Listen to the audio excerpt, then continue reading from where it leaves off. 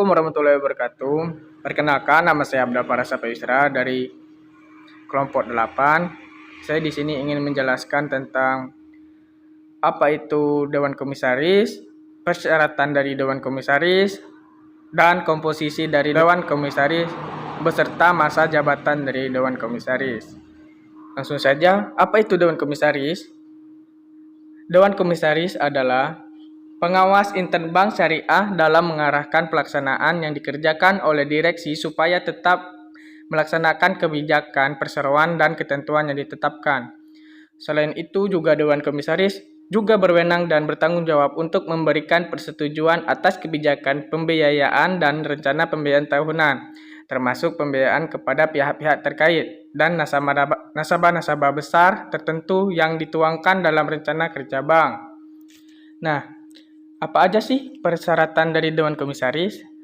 Nah, yang pertama, yang dapat diangkat menjadi anggota Dewan Komisaris adalah orang yang perseorangan yang cakap melakukan perbuatan hukum, kecuali dalam 5 tahun sebelum pengangkatannya pernah dinyatakan pailit, pernah menjadi anggota direksi atau Dewan Komisaris atau anggota dari Dewan Pengawas yang dinyatakan bersalah menyebabkan suatu perseroan dan perum dinyatakan pailit. Pernah dihukum karena melakukan tindak pidana yang merugikan keuangan negara dan yang berkaitan dengan sektor keuangan. Nah, yang kedua, anggota Dewan Komisaris harus memenuhi persyaratan yang ditetapkan oleh instansi teknis berdasarkan peraturan perundang-undangan. Yang ketiga, pemenuhan persyaratan anggota Dewan Komisaris sebagaimana yang dimaksud pada persyaratan yang pertama dibuktikan dengan surat pernyataan yang ditandatangani oleh calon anggota Dewan Komisaris dan surat tersebut disimpan oleh perseroan. Yang keempat, selain memenuhi kriteria sebagaimana yang dimaksud dengan persyaratan pertama, pengangkatan anggota Dewan Komisaris dilakukan dengan mempertimbangkan integritas, dedikasi, dan memahami masalah-masalah manajemen perusahaan yang berkaitan dengan salah satu fungsi manajemen, memiliki pengetahuan yang memadai di bidang usaha perseroan, dan dapat menyediakan waktu yang cukup untuk melaksanakan tugasnya serta persyaratan lain berdasarkan peraturan perundang-undangan. Nah, itu saja persyaratan dari Dewan Komisaris. Selanjutnya, komposisi dari Dewan Komisaris. Nah, yang pertama, Dewan Komisaris terdiri atas satu orang anggota atau lebih. Yang kedua, Dewan Komisaris yang terdiri atas lebih dari satu orang anggota merupakan majelis dan setiap anggota Dewan Komisaris tidak dapat bertindak sendiri-sendiri, melainkan berdasarkan keputusan Dewan Komisaris. Yang ketiga, dalam hal Dewan Komisaris terdiri lebih dari satu orang, maka salah satu seorang anggota Dewan Komisaris diangkat sebagai komisaris utama. Yang keempat, dalam hal Dewan Komisaris terdiri dari dua orang anggota Dewan Komisaris, salah satu seorang anggota Dewan Komisaris diantaranya adalah komisaris independen. Nah, yang kelima, dalam hal Dewan Komisaris terdiri dari dua orang anggota Dewan Komisaris, jumlah komisaris independen wajib paling kurang 30% dari jumlah seluruh anggota Dewan Komisaris. Nah, selanjutnya masa jabatan dari Dewan Komisaris. Yang pertama, masa jabatan anggota Dewan Komisaris ditetapkan 5 tahun dan dapat diangkat kembali untuk 1 kali masa jabatan.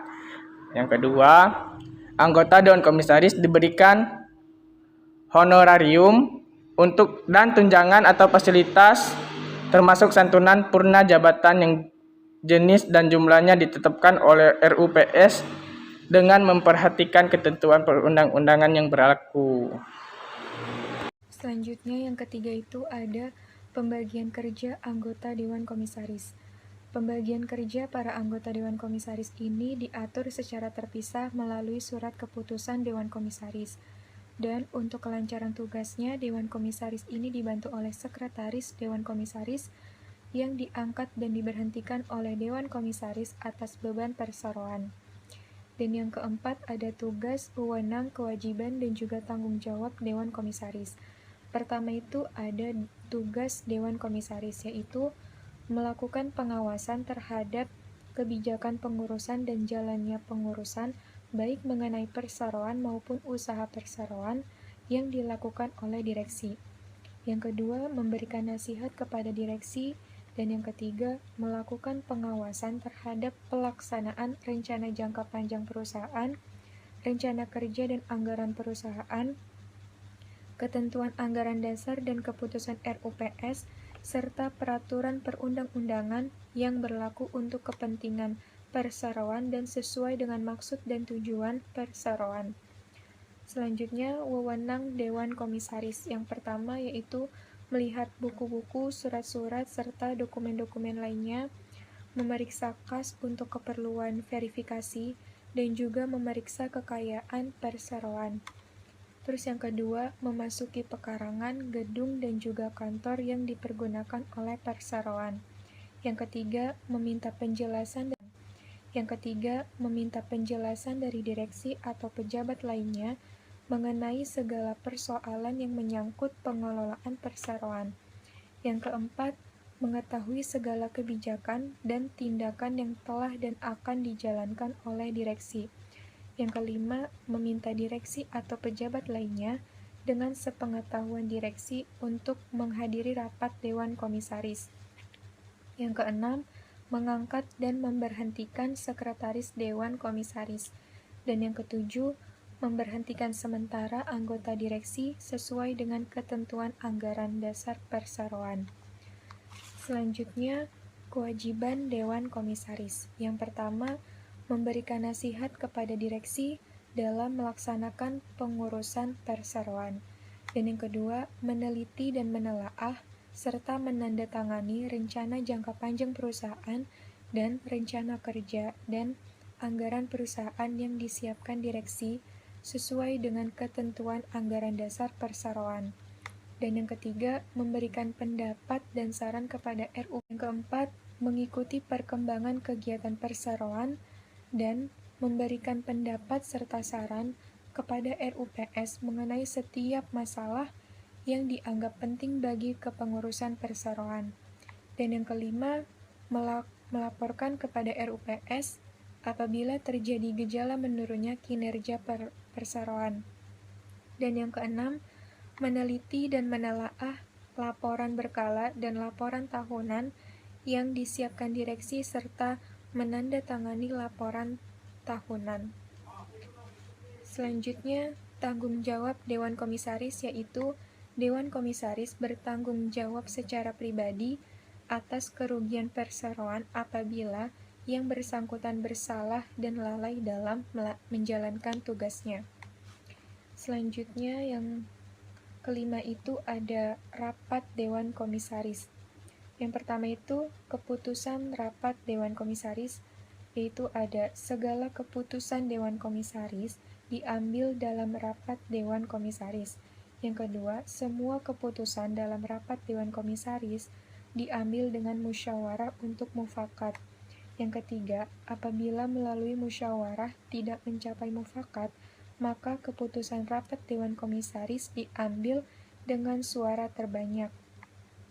Yang keempat, keputusan dapat pula diambil di luar rapat Dewan Komisaris sepanjang seluruh anggota Dewan Komisaris. Yang kelima, rapat Dewan Komisaris dianggap sah apabila diadakan di tempat kedudukan perseroan atau di tempat lain di dalam wilayah Republik Indonesia. Dan yang keenam, di dalam rapat Dewan Komisaris juga dilakukan pembahasan mengenai evaluasi tindak lanjut hasil rapat sebelumnya. Selanjutnya ada pimpinan rapat Dewan Komisaris. Yang pertama itu, semua rapat Dewan Komisaris dipimpin oleh Komisaris Utama.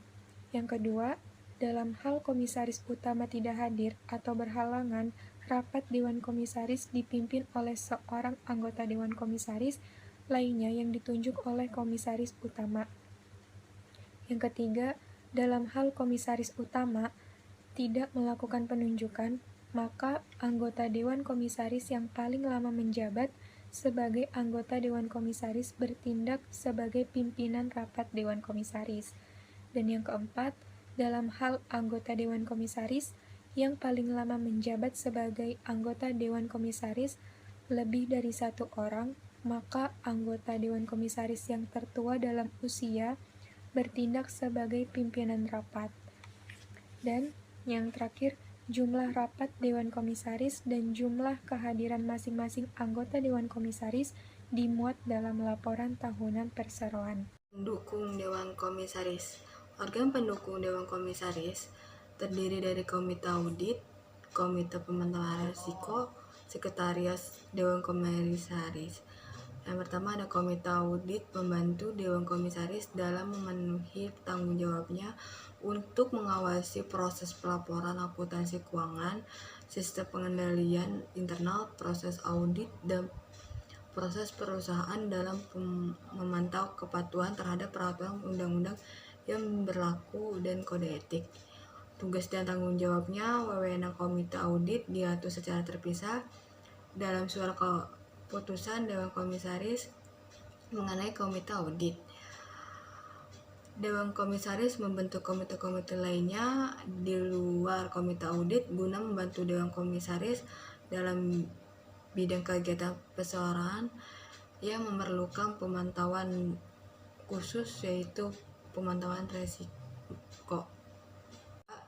Ada Komite Pemantauan Risiko membantu Dewan Komisaris antara lainnya mengevaluasi kesesuaian kebijakannya, manajemen risiko dan pelaksanaannya, dan melakukan pemantauan dan evaluasi pelaksanaan tugas unit kerja perseroan yang membidangi manajemen risiko. Tugas dan tanggung jawab pemantauan risiko diatur secara terpisah dalam surat keputusan Dewan Komisaris mengenai Komite Pemantauan Risiko. Pengangkatan anggota Komite Audit atau Komite Pemantauan Risiko dilakukan oleh Dewan Komisaris. Komite Audit atau Pemantauan Risiko menyampaikan laporan pelaksanaannya tugas kepada Dewan Komisaris. Ketiga ada Sekretariat Dewan dibentuk dan bertanggung jawab kepada Dewan Komisaris. Dewan Komisaris dapat mengangkat seseorang sekretaris Dewan Komisaris guna membantu Dewan Komisaris di bidang kegiatan keseharian di antara lainnya.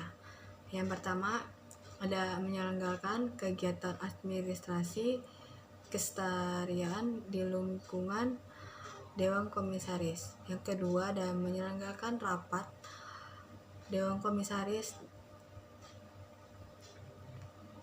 atau pertemuan antara Dewan Komisaris dengan pemegang saham, direksi, maupun pihak terkait lainnya.